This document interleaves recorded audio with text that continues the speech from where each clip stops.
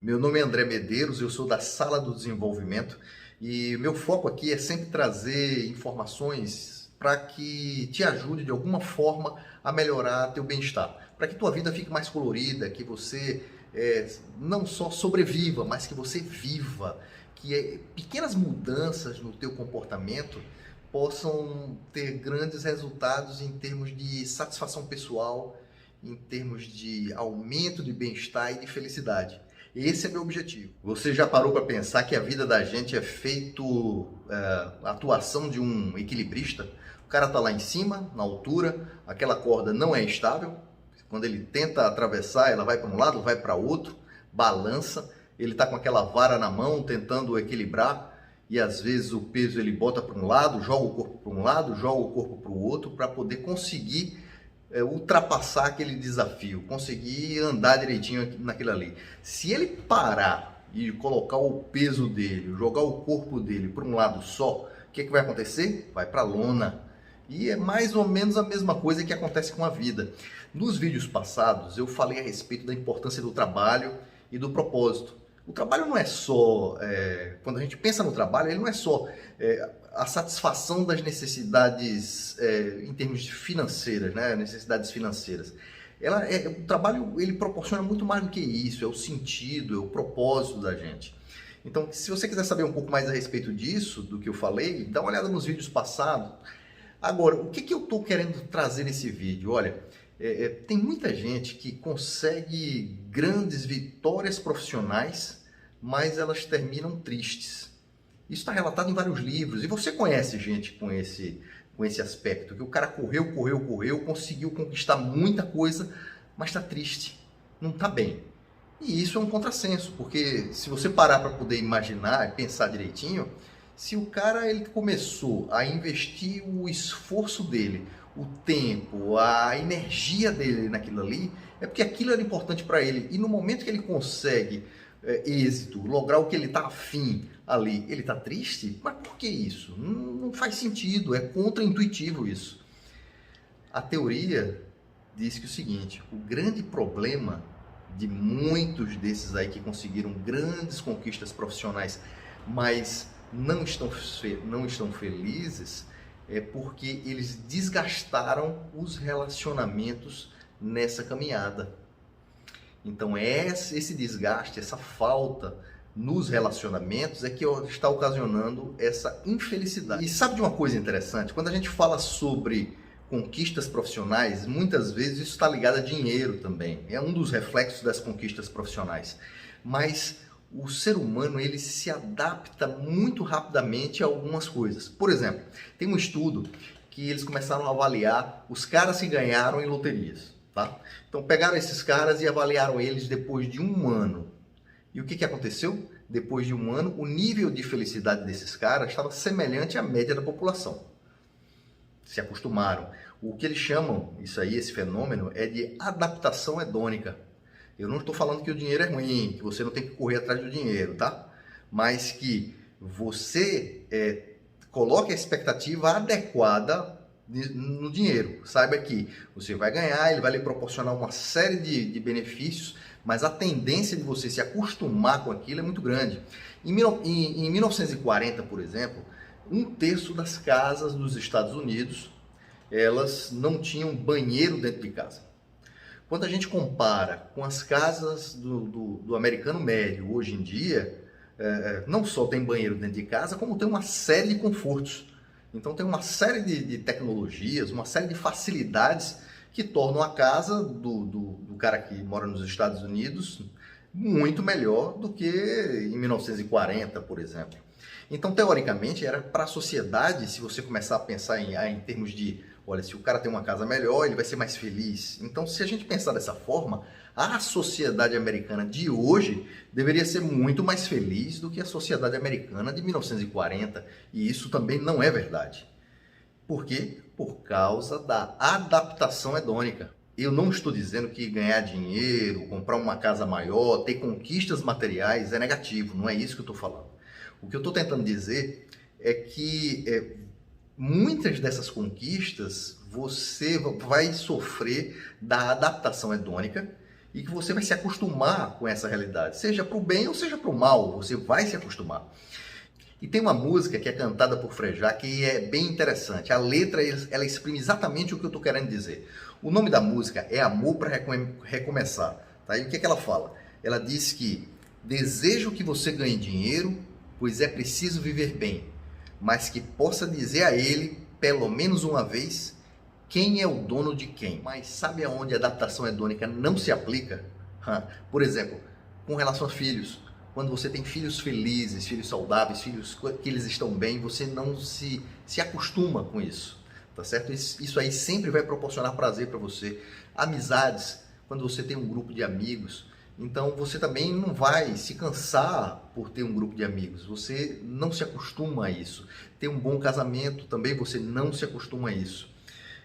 No livro How of Happiness tem um estudo que é interessante, eles começam a falar o seguinte: quando você tem bons relacionamentos, você gera um sentimento positivo. Se você tem sentimento positivo, você atrai bons relacionamentos. Se você atrai bons relacionamentos, gera mais sentimento positivo, que vai atrair mais bons relacionamentos. Então isso aí é justamente uma espiral positiva, é aquela história do o rio vai levar para o mar. Então veja que coisa interessante. E assim, uma pessoa feliz, ela tem uma série de vantagens, né? Geralmente, quando se estuda pessoas felizes, elas observam o seguinte: as pessoas felizes vivem mais, as pessoas felizes, elas têm melhores relacionamentos sociais, pessoas felizes geralmente têm casamentos mais duradouros. E aí, com relação a essa questão de viver mais, a questão da longevidade, tá? Eles pegaram e estudaram 3 comunidades. Uma era no interior da Itália, outra era no interior do Japão e outra era no interior dos Estados Unidos, no interior da Califórnia. Tá? Essa no interior da Califórnia é ligada a uma religião. Tá? Então, o que essas comunidades tinham em comum? As pessoas viviam muito lá, elas tinham uma longevidade grande. E o que elas tinham em comum? Era colocar a família em primeiro lugar e ter eles nutriam bons relacionamentos sociais. Então essas eram as coisas que tinham em comum. Outro ponto muito relevante. Tem um estudioso da Universidade de Genebra, Daniel Stein, que esse Daniel Stein ele fala o seguinte, que o cérebro humano ele foi projetado para poder captar as emoções das outras pessoas como se fossem suas. Então você vivenciar como se fosse aquilo na sua própria pele. E o que ele fala? É que o cérebro ele não é isolado, não é separado, não é independente como a gente imagina. Na realidade, o cérebro ele é permeável e muitas vezes você não nota nisso. Ele é permeável como? Em que sentido? Ele começa a captar as emoções e os sentimentos das pessoas que estão se relacionando com você. Mesmo que você não esteja percebendo, mesmo que isso esteja ocorrendo num nível que cognitivamente você não perceba que está acontecendo isso. Então veja que até agora, o que é que eu falei? O que é que eu trouxe aqui pra gente? Olha, vai existir adaptação hedônica, então muitas vezes você coloca a expectativa no lugar achando que vai ser feliz, achando que vai melhorar teu nível de bem-estar e não é exatamente esse lugar, esse foco que vai trazer o bem-estar para você. Que se você focar só para um lado, vai ser como um equilibrista, vai cair. Não estou falando, e não disse até agora, que o trabalho, o propósito não é importante. Pelo contrário, eles são muito importantes. Mas assim, eles não podem ser tratados de maneira isolada, eles têm que ser tratados como uma parte um dos fatores que vai trazer bem-estar, que vai me fazer minha vida melhor. Então, é um dos fatores. E eu tenho que trabalhar vários fatores. Entre os fatores, tenho que trabalhar os relacionamentos. E tem um exercício muito interessante em relação a como é que eu posso já começar a trabalhar os meus relacionamentos. Olha, tem outro estudo, tá certo? Que foi apresentado no livro How of Happiness também, que ele diz o seguinte... como é que os casais, eles muitas vezes, os relacionamentos se diferenciavam? Não era nos momentos de dificuldade, assim, não era quando um dos membros do casal estava falando para o outro, né, de um fato negativo, não era aí que existia uma grande diferença. Onde é que existia geralmente uma grande diferença? Quando as pessoas estavam compartilhando momentos positivos, quando estavam dividindo suas alegrias. Então, dependendo de como é que você está encarando a alegria do outro, aí causava um maior vínculo ou um menor vínculo. Isso não era só com casal, isso aí podia ser com um relacionamento de amizade, pode ser com pais, filho. Então, assim, imagine, se a pessoa vai lá e conta, chega o seu filho e fala: papai, eu joguei futebol e foi bem massa, meu time ganhou. E eu digo: beleza, meu filho, tá massa.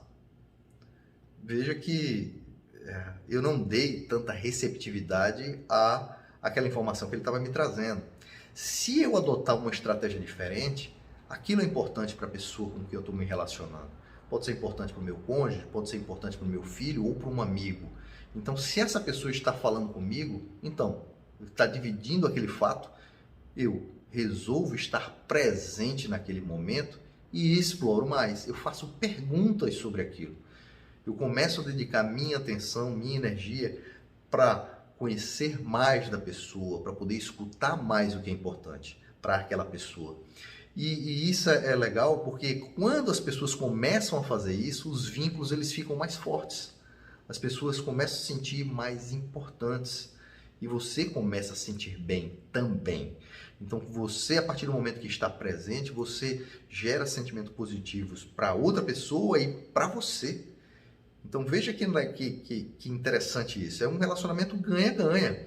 Então, qual é o exercício proposto? O exercício proposto é, durante essa semana, você, com as pessoas que você interagir, seja seus filhos, seja seu cônjuge ou amigos, quando eles vierem falar alguma notícia que é boa e que é importante para eles, né?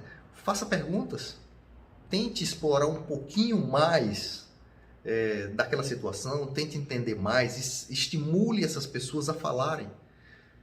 E aí, se comprometa comigo para fazer isso durante uma semana e colhe o resultado. Você pare depois de uma semana e diga: e aí, como é que eu estou me sentindo em relação aos meus relacionamentos? Como é que eu acho que as pessoas que eu estou me relacionando, que eu me relacionei durante essa semana, ficaram com essa mudança de atitude, com esse estar presente e com esse interesse de saber mais sobre o que eles estão falando de positivo, do que foi importante para eles. Se comprometa com isso, que isso é um exercício simples, prático e que você vai colher bons resultados.